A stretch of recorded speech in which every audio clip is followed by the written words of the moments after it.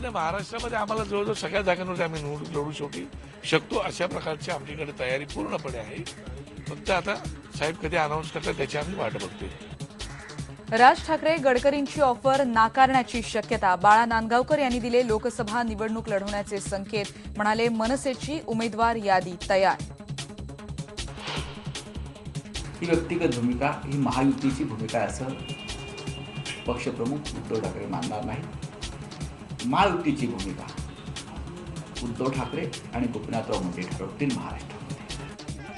मनसेला एनडीएमध्ये घ्यायला शिवसेनेचा स्पष्ट नकार. भाजपमध्ये अंतर्गत वाद असल्याची उद्धव ठाकरेंची टीका. रामदास आठवलेंनी देखील व्यक्त केली नाराजी.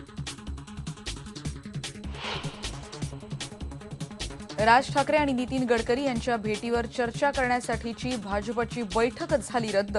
गोपीनाथ मुंडे गैरहजर असल्यानं बैठक रद्द. महाराष्ट्र भाजपची जबाबदारी मुंडे साहेबांकडे आहे की गडकरी साहेब भाजप चालवत आहे, यांच्यात तालमेलच नाही. राज ठाकरे भाजप सेनेबरोबर गेले तरी काँग्रेस आघाडीला धोका नाही. नवाब मलिक आणि माणिकराव ठाकरे यांच्या प्रतिक्रिया.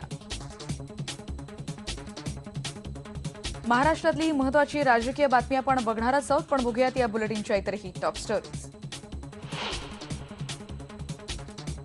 भुजबळांविरोधातलं विनायक मेटेंना वक्तव्य पडलं महागात. पक्षविरोधी कारवायांबद्दल राष्ट्रवादीनं बजावली नोटीस. 8 दिवसात उत्तर दिलं नाही तर होणार कारवाई. सहारा उद्योग समूहाचे प्रमुख सुब्रत रॉय यांच्या अंगावर सुप्रीम कोर्टाच्या आवारात फेकली शाई. शाई फेकणारा पोलिसांच्या ताब्यात.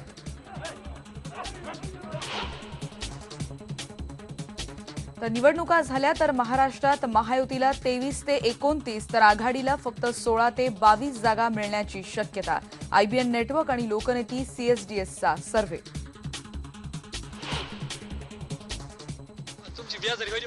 बीडमधल्या अंबेजोगाईमध्ये गारपिटीमुळे रस्त्यांवर गारांचा खच. मराठवाडा आणि विदर्भात अवकाळी पाऊस आणि गारपिटीमुळे पिकांचं नुकसान. तुमची व्याज झाली पाहिजे बरं का.